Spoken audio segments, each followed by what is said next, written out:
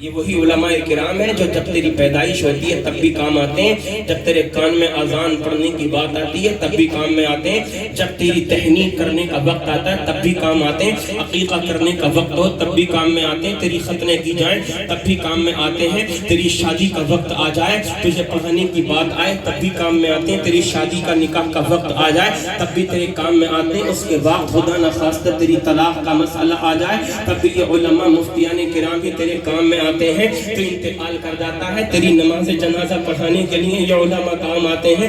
آج تو ہم اس لائق بھی نہیں رہے کہ اگر ہم اللہ عز و جل نے زندگی دی ہے اتنا علم کم سے کم ضرور حاصل کر لیتے جو فرض ہے۔ طلب العلم فریضۃ علی کل مسلم و مسلمہ، مسائل شرعیہ کا جاننا انسان کے لیے بے حد لازم اور ضروری ہے، فرض عین ہے، جس کے بغیر انسان کے لیے کوئی گنجائش نہیں۔ اتنا بھی ہم نہ پڑھ سکے کہ کم سے کم نماز جنازہ اپنے ابا کی پڑھا سکتے تھے، امام کا انتظار کرتے ہیں اسی امام کا کہ جس امام کی برائی ہر وقت چوراہوں پر ہم کر رہے ہیں، جہاں بیٹھتے ہیں وہی اماموں کی برائی، جہاں بیٹھتے ہیں وہی علماء کی برائی۔ کم سے کم اتنا تو پڑھ لیتا۔ اگر یہ علماء تجھ کو پسند نہیں ہے تو خود اس لائق بن جا کہ اپنے بیٹے کے کان میں اذان پڑھ سکے، اپنے بیٹے کو قرآن کا قاری بنا سکے، اپنے بیٹے کو قرآن پڑھا سکے۔ اگر تیرے باپ کا انتقال ہو جائے اس کی نماز جنازہ پڑھا سکے، اور جب انتقال کے بعد پیچھے کی بات آئے تو دعا کرنے کے لیے قاری الیاس کی ضرورت نہ پڑے بلکہ تو خود دعا کرا سکے، 10ویں کی فاتحہ خود لگا سکے، 40ویں تک مسلسل تو فاتحہ لگا سکے۔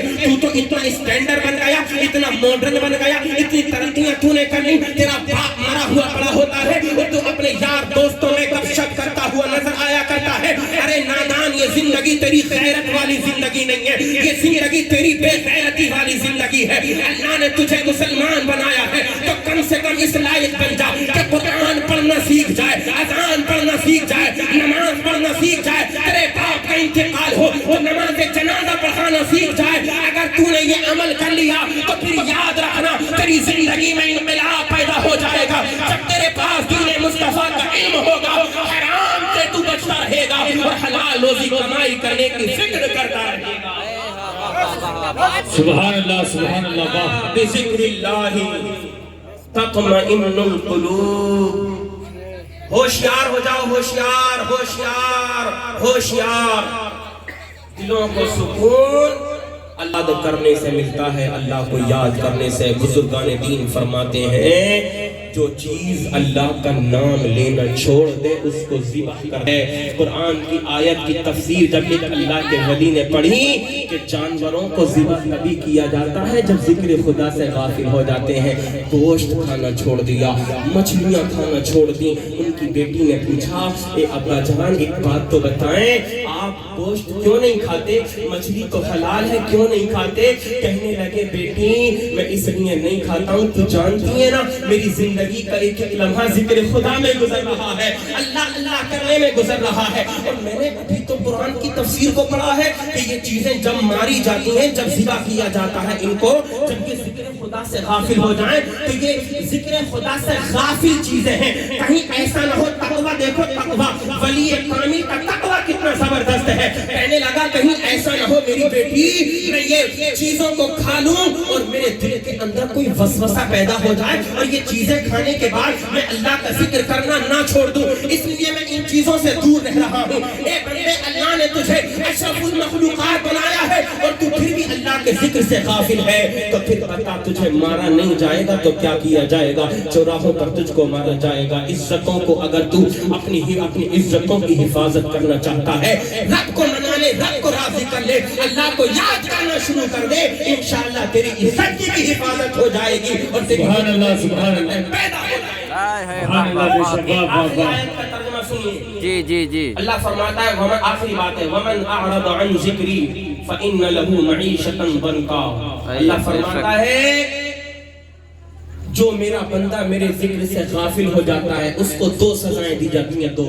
نوجوانوں، اپنے محبوب کی چوکھٹ پہ اپنی جوانی کو گزارو، اپنے نبی کی چوکھٹ پر اپنی جوانی کو گزارو۔ اللہ کا یہ فرمان سنو، دو سزائیں ملتی ہیں اللہ کے ذکر سے غافل ہونے والے کو، ایک دنیا میں اور ایک میدان محشر میں۔ دنیا میں سزا یہ ہے فَإِنَّ لَهُ مَعِيشَةً ضَنْكَا، ایسے انسان کی زندگی اس کے لیے تنگ کر دی جاتی ہے۔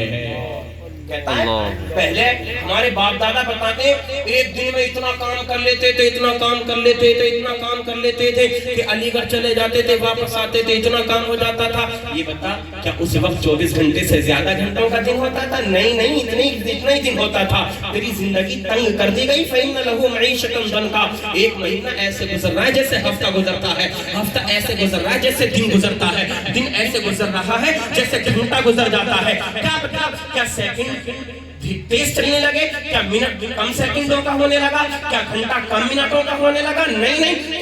کیا دن اور رات دونوں ملا کر 24 گھنٹے سے کچھ کم ہونے لگے؟ نہیں نہیں، یہ تیرے گناہوں کی نحوست ہے جو اللہ نے تیری عمر میں سے برکتیں ختم کر دی ہیں۔ فَإِنَّ لَهُ مَعِيشَةً ضَنْكَا، 70-80 سال کی عمر ہوتی تھی، 50 سال پکا پانا بڑا مشکل ہو رہا ہے۔ نوجوان موتیں، نوجوان لاشیں ہماری نظروں کے سامنے سے اٹھائے جاتے ہیں، مگر ہم پھر بھی درس عبرت حاصل نہیں کرتے۔ تیری زندگی تنگ کر دی گئی ہے، اور یہ دنیا کی سزا ہے۔ زندگی تنگ کر دی گئی، عمر سے برکتیں اٹھا دی گئی، رزق سے برکتیں ختم کر دی گئی، اور محشر کی سزا یہ ہے وَنَحْشُرُهُ يَوْمَ الْقِيَامَةِ أَعْمَىٰ، جب تجھ کو میدان محشر میں اٹھایا جائے گا تو اندھا کر کے اٹھایا جائے گا، اندھا کر کے۔ اللہ ذکر خدا سے غافل رہنے والے انسان سن، اللہ جب تیرا حشر یہ فرمائے گا نا وَنَحْشُرُهُ يَوْمَ الْقِيَامَةِ أَعْمَىٰ، تو کہے گا قَالَ رَبِّ لِمَ حَشَرْتَنِي أَعْمَىٰ وَقَدْ كُنْتُ بَصِيرًا، اے میرے مولا تو نے میرا حشر یہ کیوں کیا، مجھے اندھا کیوں کر دیا؟ وَقَدْ كُنْتُ بَصِيرًا، میں تو دنیا میں دیکھتا تھا۔ تب اللہ کا فرمان ہوگا قَالَ كَذَلِكَ أَتَتْكَ آيَاتُنَا فَنَسِيتَهَا، بندے بالکل ایسے ہی آج جیسے تو کرنا مولا مجھے اندھا کیوں کر دیا، تو دنیا میں ایسے ہی دنیا کی رنگینیوں کو دیکھ کر کے اندھا ہو گیا تھا، میری آیتیں تجھ تک آئی تھیں مگر تو نے بھلا دیا تھا۔ جیسے تو نے اللہ اکبر اللہ اکبر حی علی الصلاۃ حی علی الفلاح کی صداؤں پر کان نہیں دھرا تھا، تو بھول بیٹھا تھا، آج تو چیختا رہے تیری آواز نہیں سنی جائے گی، تجھ کو بھلا دیا جائے گا۔ وَكَذَلِكَ الْيَوْمَ تُنْسَىٰ، یہ دنیا میں سزا ہے کہ زندگی تنگ، اور محشر کی سزا اندھا کر کے تم کو اٹھایا جائے گا اگر ذکر خدا سے غافل ہو گئے۔ میرے آقا ارشاد فرماتے ہیں من تمسک بسنتی عند فساد امتی فلہ اجر 100 شہید۔ ہاں مگر آقا نے مستحق جافزہ سنا دیا۔ میرے دوست عمل کی ضرورت ہے۔ حضور فرماتے ہیں جب فتنوں کا دور دورہ ہو، میری امت میں فساد برپا ہو رہا ہو، ایسے وقت میں میرا کوئی امتی میری کسی سنت پر مضبوطی سے عمل کرے گا، اللہ تعالیٰ 100 شہیدوں کا ثواب عطا فرمائے گا۔ سبحان اللہ سبحان اللہ۔ ہے سمجھ میں جو 100 شہیدوں کا ثواب لینا چاہے، داڑھی والا نہیں، داڑھی والے نہیں، کوئی بے داڑھی والا، ماشاءاللہ کھڑے ہو جاؤ بھائی جان۔ ایک گزارش میں کرتا ہوں آپ سے، کیا نبی کی محبت میں آپ اپنے چہرے پر مکمل داڑھی سجا لیں گے؟ ماشاءاللہ سبحان اللہ۔ نعرہ تکبیر، نعرہ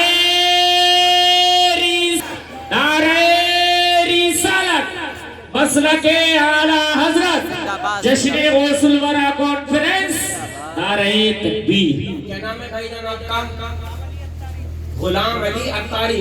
ارے ماشاءاللہ نام بھی اتنا پیارا ہے اور کام بھی اتنا پیارا ہے۔ اللہ تعالیٰ سرکار غوث اعظم کی اس مبارک شب کا خصوصی فیضان دنیا میں بھی اور آخرت میں بھی آپ کو عطا فرمائے۔ آمین آمین۔ مرتبہ کیا ہوتا ہے اگر میں بیان کروں لمبی بات ہو جائے گی، وقت اجازت نہیں دیتا ہے بالکل بھی۔ 100 شہیدوں کا ثواب، اور ایک شہید کا مقام اور مرتبہ کتنا بلند؟ جب اس کے جسم سے خون کا قطرہ نکل کر کے زمین پر گر رہا ہوتا ہے تو زمین پر گرنے سے پہلے پہلے اللہ تعالیٰ اس کی بخشش و مغفرت فرما دیتا ہے، اور زمین پر قطرہ گرنے سے پہلے پہلے وہ جنت میں اپنا محل دیکھ لیا کرتا ہے۔ یہ شہید کا مقام اور مرتبہ ہے، اور ایک دو شہید کا نہیں۔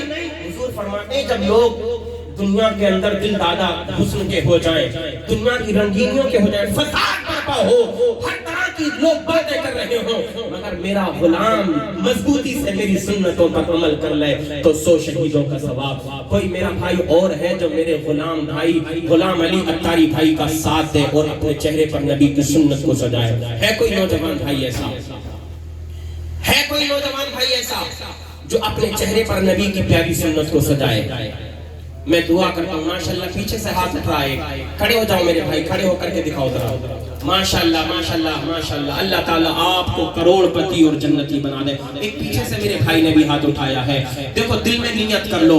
ماشاءاللہ اللہ تعالیٰ سبوں کو سرکار غوث اعظم بغداد والے پیر روشن ضمیر. کئی بچوں نے ماشاءاللہ پیچھے سے ہاتھ اٹھائے ہیں. دیکھو پکا عہد کرو اور یہ اپنے دل میں پکی نیت کر لو کہ دنیا چاہے ادھر سے ادھر ہو جائے مگر مجھے اپنے آقا کی سنت پر عمل کرنا ہے اور انشاءاللہ نماز پنجگانہ پابندی کرنی ہے. اچھا چلو, تم لوگ تو کسی ڈر کی وجہ سے شاید ابھی جن کی شادی نہیں ہوئی ہے اس ڈر سے نہیں ہاتھ اٹھا رہے ہوگے کہ کہیں بہو ہمارا جو ہے ہماری منع نہ کر دے شادی کرنے سے کہ ہم اس کے ساتھ نکاح نہیں کر رہے. یہ بتاؤ 5 وقت کی نماز کتنے لوگ پڑھیں گے جماعت کے ساتھ؟ ذرا ہاتھ اٹھا کر کے بتائیے. ماشاءاللہ سبحان ماشاءاللہ. امام صاحب کہاں ہیں اس محلے کے؟ ماشاءاللہ خالد گلزار صاحب سے ملا. ماشاءاللہ دیکھ لیجئے سب کو مسجد بھر جانی چاہیے. آپ لوگ مکمل طریقے سے نمازیں پڑھیں تو انشاءاللہ جتنا روپیہ پیسہ آپ نے یہاں خرچ کیا ہے سب اللہ کی بارگاہ میں قبول ہو جائے گا. استغفر اللہ رب البرایا ونستغفر اللہ من الخطایا لا حول ولا قوة الا باللہ العلی العظیم. سینہ دل پر جمال یار کا ناصور ہے, مرہم یاد نبی سے درد غم کافور ہے, نقطہ ہر فکر جو مثل قمر معمور ہے. اے رضا یہ احمد نوری کا فیض نور ہے. ہو گئی میری غزل بڑھ کر قصیدہ نور کا. وما علینا الا البلاغ. عشق نبی کے جام پلاتے ہیں غوث پاک, سویا ہوا نصیب جگاتے ہیں غوث پاک. السلام علیکم ورحمۃ اللہ وبرکاتہ.